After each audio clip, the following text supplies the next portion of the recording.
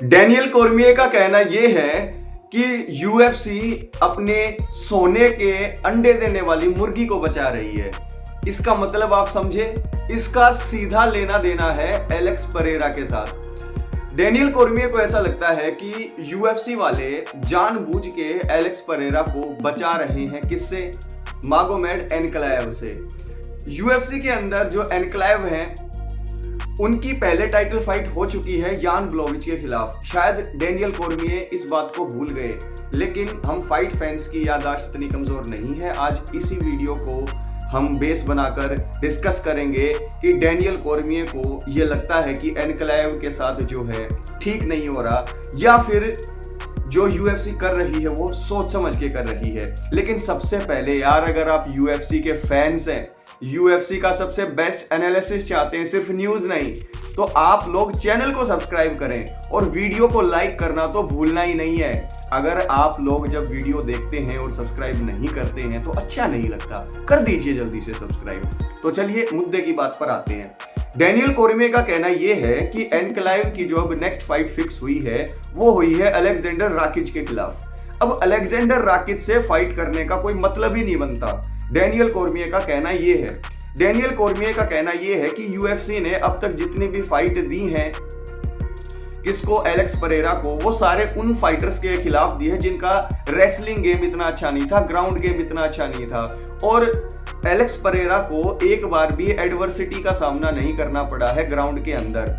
और एनक्लाइव आज के टाइम पर सबसे बेस्ट अपोनेंट हैं जो एलेक्स परेरा को हरा सकते हैं, और राइटफुल जो कंटेंडर हैं वो एनक्लाइव ही हैं। तो एनक्लाइव को सीधा टाइटल शॉट ना देना इस बात की तरफ इशारा करता है कि सोने की मुर्गी जो सोने का अंडा देती है उसको बचाने की कोशिश की जा रही है। अब ऐसा क्यों है? ऐसा इसलिए है डैनियल कॉर्मिये के हिसाब से कि एलेक्स परेरा बहुत फेमस है।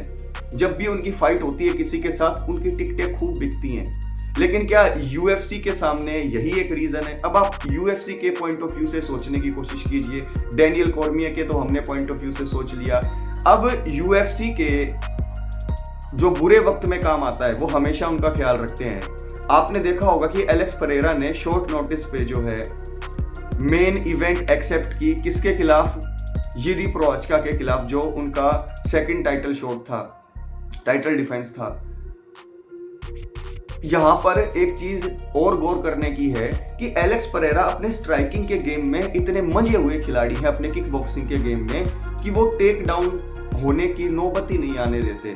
आप मुझे बताओ, क्या टेक डाउन से ही अगर उनको मैच हराया जा सकता तो क्या इजराइल एडेसानिया को जैसे टेक डाउन करके यान ब्लॉविच ने हरा दिया था, वैसे ही वो परेरा को भी जो है टेक डाउन करके हरा सकते थे। लेकिन टेक डाउन नहीं हुए ना एलेक्स परेरा। एलेक्स परेरा अपनी स्ट्राइकिंग और किकिंग गेम में इतने तगड़े हैं कि वो इस नौबत को आने ही नहीं देते। लेकिन क्या एनक्लाइव उनको एक टफ मैच दे सकते हैं? बिल्कुल दे सकते हैं। स्टाइल मेक्स फाइट्स, सीधी सिंपल सी बात है। तो ये जो अपोजिट जो स्टाइल्स हैं इनके, बहुत अच्छी फाइट होगी। और कहीं ना कहीं मैं भी ये सोचता हूँ शुरुआत से ही कि एलेक्स परेरा को कोई एक बहुत तगड़ा रेसलर के साथ जो है फाइट फिक्स करके देनी चाहिए, ताकि दूध का दूध पानी का पानी हो जाए।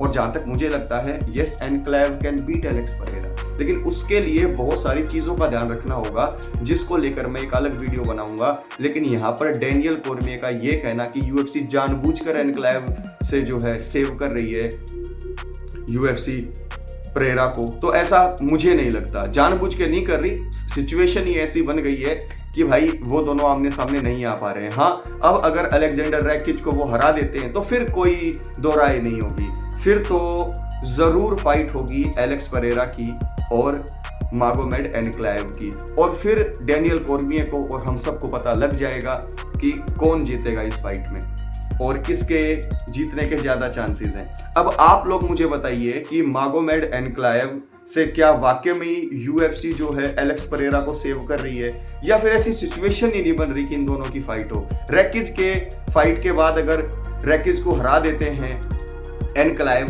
तो सिचुएशन बन जाएगी, या फिर डैनियल कॉर्मिये की आप बात से एग्री करते हैं? कमेंट बॉक्स में कमेंट करके बताइएगा। लेकिन वीडियो को लाइक करके चैनल को सब्सक्राइब जरूर करना है। टेक केयर, ख्याल रखें।